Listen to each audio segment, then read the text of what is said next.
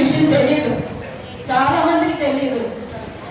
ఈ విషయంలో నాకు ఎక్కువ కంట్లో నీళ్ళు రాకూడదు అనుకుంటాను. కానీ పెద్ద పక్కన ఉండేటప్పుడు నా బాధలని గుర్తొచ్చేస్తాయి. ఇంకెవరి ముందు నేను చెప్పుకోలేను. సో ఇలాంటి కష్టాలు పడింది.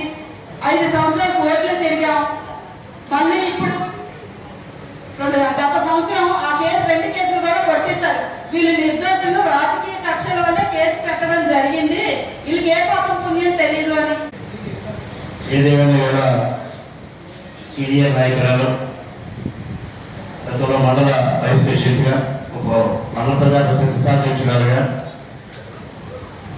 జిల్లా మహిళా అధ్యక్షురాలుగా, నియోజకవర్గ మహిళా అధ్యక్షురాలుగా అనేక పదవులు ఉన్నటువంటి రాష్ట్ర ఇరిగేషన్ డెవలప్మెంట్ బోర్డు కార్పొరేషన్ అంటే ఈ రాష్ట్రంలో రైతాంగానికి అత్యున్నతమైనటువంటి పథకాలను అందించేటువంటి ఒక రాష్ట్ర స్థాయిలో అంటే పార్టీ గారు మండల స్థాయిలో స్టార్ట్ చేసి జిల్లా స్థాయి వరకు వెళ్ళి వీళ్ళ చంద్రబాబు నాయుడు గారు, పవన్ కళ్యాణ్ గారు లేదా లోకేష్ గారి ఆశీస్సుతో ఇవాళ ఒక రాష్ట్ర స్థాయి పదవి పొందిన సందర్భంగా ఏదైతే మీరు పెట్టిన అభినందన సభలో పాల్గొన్న మండల పార్టీ అధ్యక్షుడు దేవుడి గారికి, రాష్ట్ర రైతు ఉపాధ్యక్షుడు కన్నా గారికి, మన సర్పంచ్ అప్పరాజు గారికి, అలాగే మన పెద్దగారి ఎక్స్ సర్పంచ్ అప్పరాజు గారు,